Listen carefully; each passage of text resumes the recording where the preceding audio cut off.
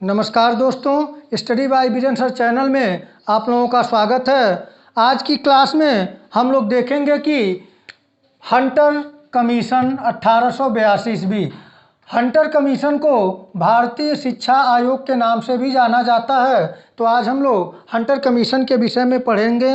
Hunter commission के विषय में जानकारी प्राप्त करने से पहले थोड़ा हम लोग इसके पहले जो भारतीयों की शिक्षा की बात थी, जो हम लोगों की शिक्षा की बात थी, वह चार्ल्स वुड के घोषणा पत्र 1854 ईस्वी में कहा गया था कि भारतीयों की प्राथमिक एजुकेशन से लेकर उच्च शिक्षा तक की बात कही गई और भारतीयों की शिक्षा व्यवस्था का उचित प्रबंध के लिए सहायता अनुदान प्रणाली की शुरुआत की गई और भारतीयों की स्थानीय भाषाओं की बात कही गई थी कि भारतीयों की प्राथमिक एजुकेशन यानी प्राथमिक शिक्षा भारतीय स्थानीय भाषाओं में होनी चाहिए।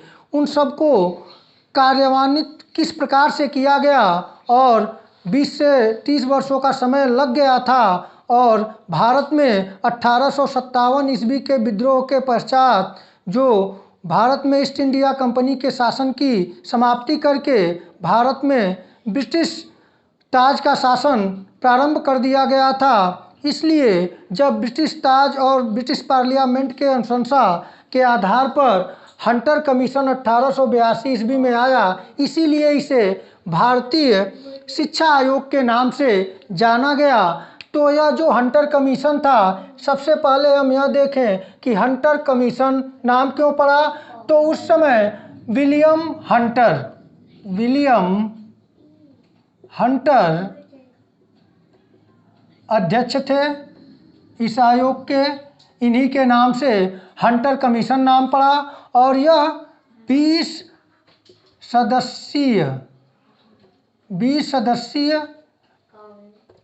कमीशन था और इसमें 7 भारतीय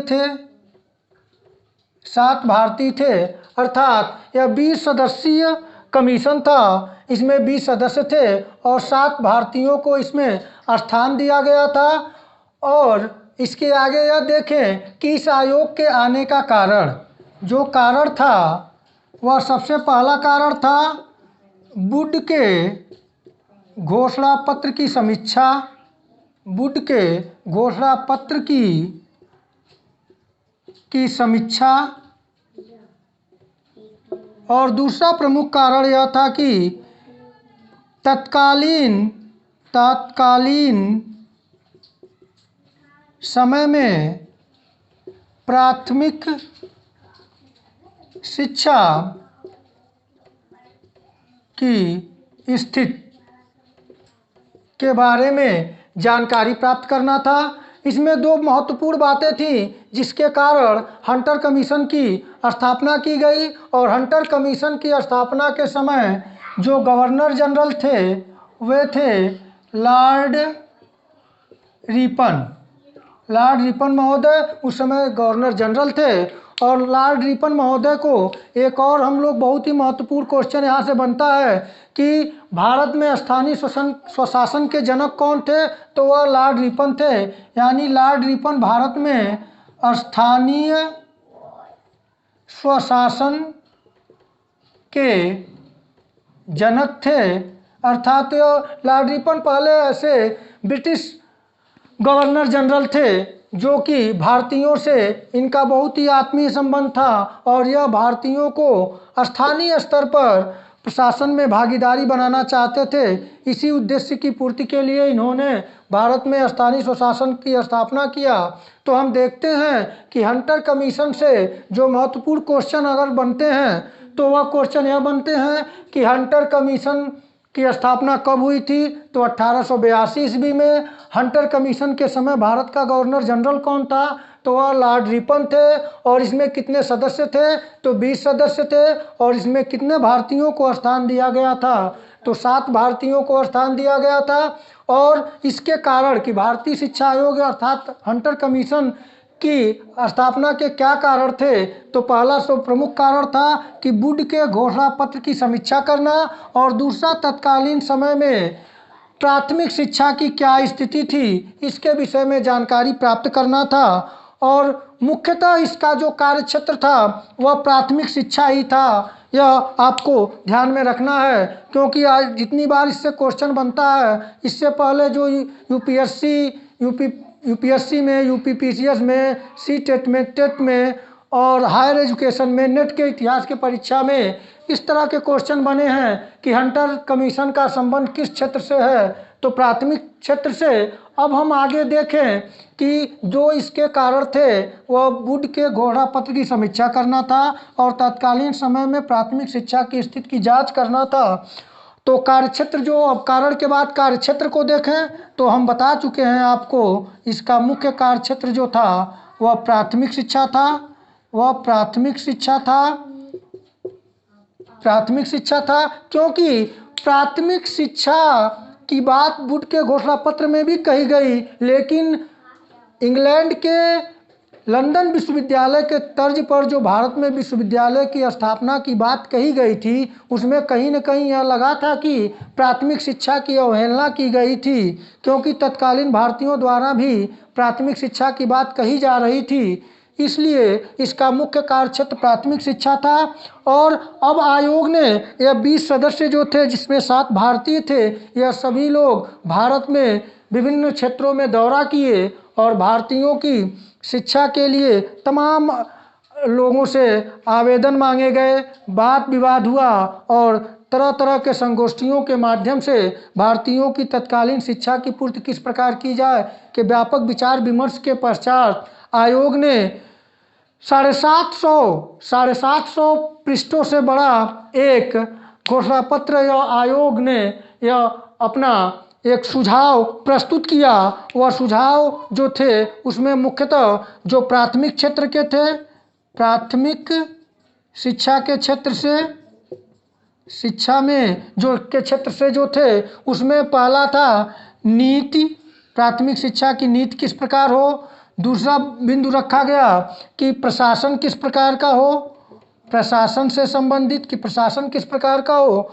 और तीसरा जो था, इसके अंतर्गत यह कहा गया कि विद्यालय प्रशासन किस प्रकार हो, विद्यालय प्रशासन। और चौथा जो महत्वपूर्ण बात कही गई वह शिक्षक प्रशिक्षण की बात कही गई, शिक्षक प्रशिक्षण।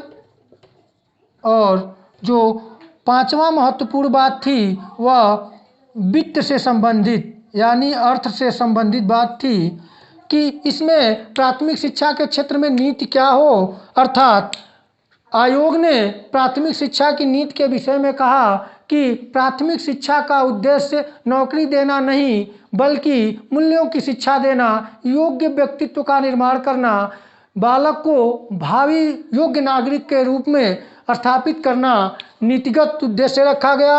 और प्रशासन से संबंधित बात कही गई, जैसा कि हम पहले आपको बताए हैं कि लॉर्ड रिपन ने स्थानीय स्वशासन को भारत में लागू करने का प्रयास किया और लागू करवाया।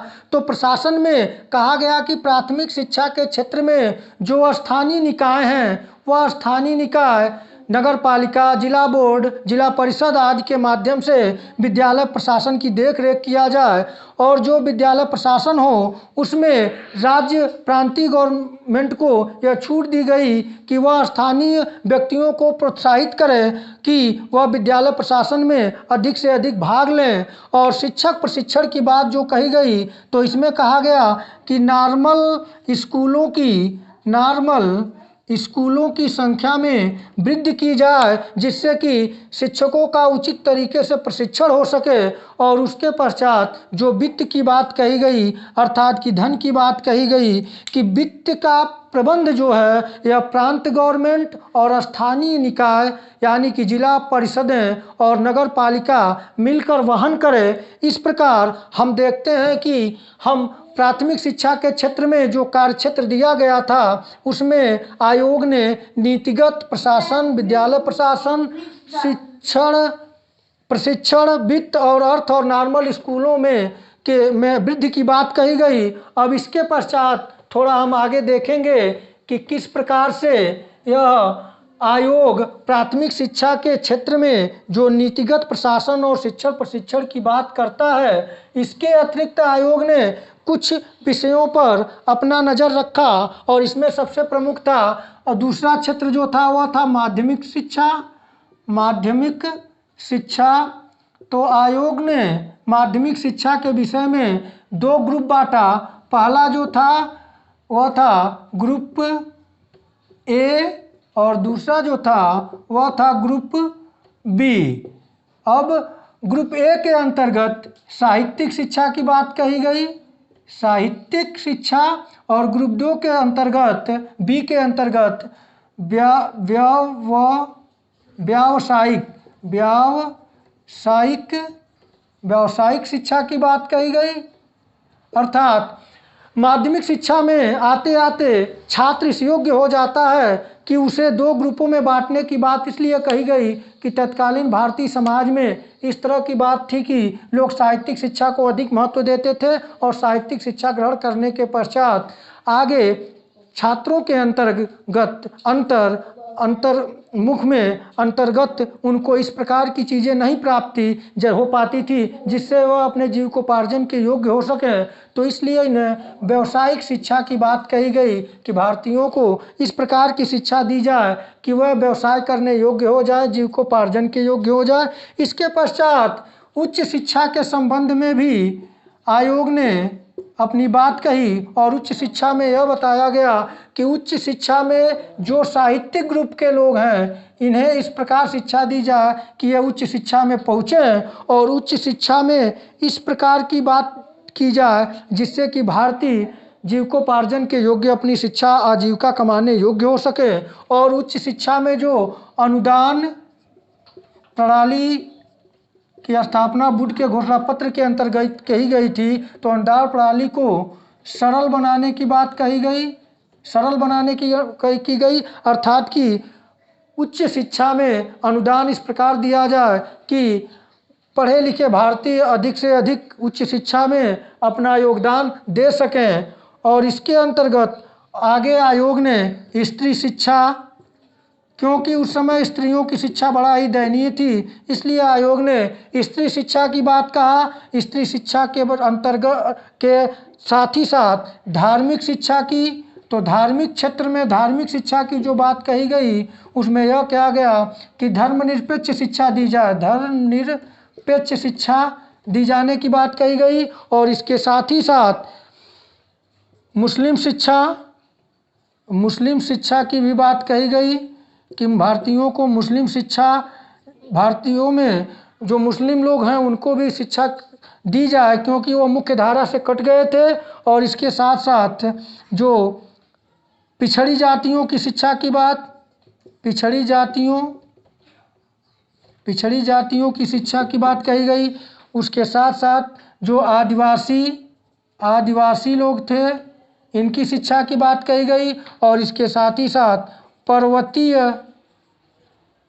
पर्वतीय लोगों, अर्थात जो पर्वतीय क्षेत्रों में निवास करने वाले लोग थे इनके शिक्षा की बात कही गई। तो कहीं न कहीं हम देखें जो हंटर कमीशन था, हंटर कमीशन भारत के सभी क्षेत्रों से संबंधित यानी प्राथमिक, माध्यमिक, उच्च शिक्षा, स्त्री शिक्षा, मुस्लिम शिक्षा, पिछड़ी शिक्षा और पर्वतीय लोगों की शिक्षा की बात करता है। और कहीं न कहीं हम यह देखते हैं कि जो हंटर कमीशन है यह मुख्यतः तो प्राथमिक शिक्षा से क्षेत्र से संबंधित होते हुए भी यह शिक्षा के सभी क्षेत्रों पर प्रकाश डालता है और इसने भारतीयों को कहीं न कहीं एक योग्य बनाने की बात करता है। हम यहाँ देखें कि यहाँ से क्वेश्चन क्या बनता है, तो भारतीय शिक्षा आयोग हंटर कमीशन से जो क्वेश्चन बनता है पहले ही हम आपको बता चुके हैं कि सबसे पहला क्वेश्चन हंटर कमीशन किस सन में आया, 1882।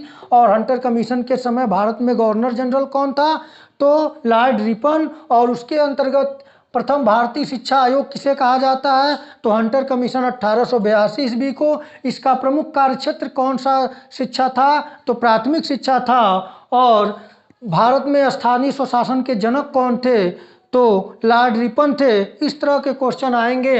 अगर आयोग के हम मूल्यांकन करें, अगर गुण दोषों की बात करें तो हम पाएंगे कि आयोग के अंतर्गत सबसे महत्वपूर्ण बात जो थी स्थानीय स्वशासन के अंतर्गत प्राथमिक एजुकेशन को लाना, इसके सबसे बड़े गुण थे। और दोष के रूप में अगर हम देखने का प्रयास करें तो इसमें दोष सिर्फ यही था कि तत्कालीन परिप्रेक्ष्य में भारतीय इस योग्य नहीं थे कि वह इसके प्रभाव को, इसके अनुसार अनुशंसा की गई बातों को समझ सकें। तो सब मिला जुला कर अगर तत्कालीन परिप्रेक्ष्य में देखें तो हंटर कमीशन ऐसा कमीशन था, ऐसा आयोग था जिसने तत्कालीन भारतीय स्थानीय स्तर पे शिक्षा के प्राथमिक बागडोर को, जो प्राथमिक शिक्षा की बागडोर थी, वह कहीं न कहीं भारतीयों को स्थानीय स्तर पर सौंपने का एक प्रयास था और इसके प्रयास को ही हम इस आयोग का महत्वपूर्ण गुण समझ सकते हैं। तो नमस्कार मित्रों, इसके पश्चात अगले वीडियो में मिलेंगे, तब तक के लिए धन्यवाद। नमस्कार।